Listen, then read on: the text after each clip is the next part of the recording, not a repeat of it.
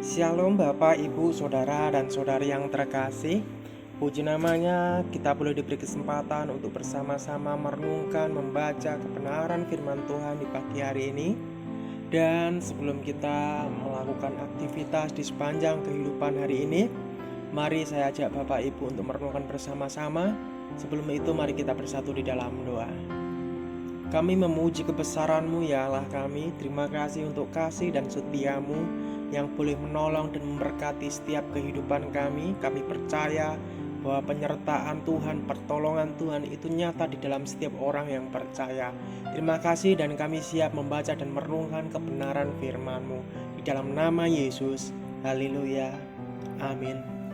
Bapak, Ibu, dan saudara-saudari yang terkasih, renungan kita di pagi hari ini bertema Tuhan itu pengasih dan penyayang, yang terambil di dalam kitab Mazmur 145 ayat 8-14.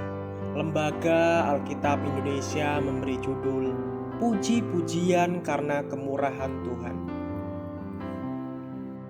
Tuhan itu pengasih dan penyayang, panjang sabar dan besar kasih setianya. Tuhan itu baik kepada semua orang dan penuh rahmat terhadap segala yang dijadikannya. Segala yang kau jadikan itu akan bersyukur kepadamu, ya Tuhan, dan orang-orang yang kukasihi akan memuji Engkau. Mereka akan mengumumkan kemuliaan kerajaan-Mu dan akan membicarakan keperkasaanmu untuk memberitahukan keperkasaanmu kepada anak-anak manusia dan kemuliaan semarak kerajaanmu. Kerajaanmu ialah kerajaan segala abad, dan pemerintahanmu tetap melalui segala keturunan. Tuhan setia dalam segala perkataannya, dan penuh kasih setia dalam segala perbuatannya. Dalam Mazmur 145 ayat yang ke-14. Tuhan itu penopang bagi semua orang yang jatuh dan penegak bagi semua orang yang tertunduk. Ungkapan ini yang sering diulangi mengungkapkan kesenangan Allah dalam mewujudkan kemurahannya. Di dalam Keluaran 34 ayat 6 sampai yang ke-7. Bila mana dia melihat kesengsaraan hatinya tergelak oleh belas kasihan, dia lamban marah karena pelanggaran kita dan dengan cepat menunjukkan kasih dan kemurahan apabila pengampunan diminta di dalam Keluaran 3 ayat yang ke-7 dan juga di dalam Hakim-Hakim 2 ayat yang ke-18. Pemazmur mengingatkan dan mengajak kita untuk merenungkan, merasakan, menghidupi, dan mempersaksikan indahnya hidup bersama dengan Tuhan.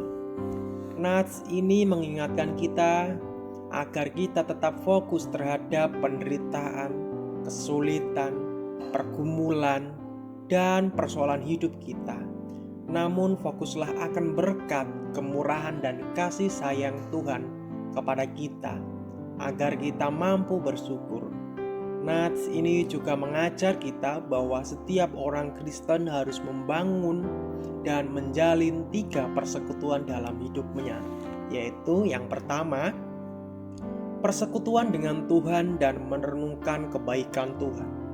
Bagi pemazmur, Tuhan adalah yang pertama dan yang terutama, sehingga setiap yang dia lakukan yang seizin Tuhan akan mendatangkan kebaikan.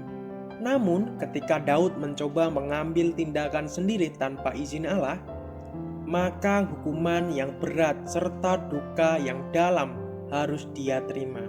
Kisah Daud, Batseba, Uria, anak yang mati hasil perselingkuhan Daud dan Batseba. Dan poin yang kedua, persekutuan dengan keluarga. Bukti mengasihi Allah adalah mengasihi sama manusia. Wujud mengasihi sama harus diawali dengan keluarga yang terkecil, yaitu dengan mengasihi orang tua di dalam Keluaran 20 ayat 12 dan saudara-saudara kita di dalam 1 Yohanes 2 ayat yang ke-10. Dan yang poin yang ketiga, persekutuan dengan komunitas. Mengasihi sesama adalah bagian dari inti hukum Taurat yang dirangkum oleh Yesus di dalam Matius 22 ayat yang ke-39. Namun sesuai dengan ajaran Paulus bahwa kita tetap harus mengutamakan orang yang seiman di dalam Galatia 6 ayat yang ke-10. Ketika persekutuan ini tetap dengan tujuan demi memuliakan Tuhan dan mewujudkan kasih dari Allah, melalui nats ini pemazmur tidak hanya mengajar kita untuk meneladani sikap Tuhan yang penuh kasih sayang, namun dia telah lebih dahulu membuktikannya dalam hidupnya. Untuk itulah dia berani mempersaksikan apa yang telah di hidupnya.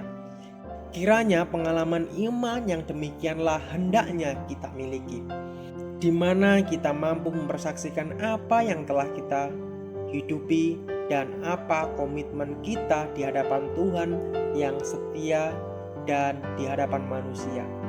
Saksikanlah iman tidak hanya dari perkataan, namun dari perbuatan, pola hidup, tingkah laku, kesetiaan, dan kasih yang benar di hadapan Tuhan.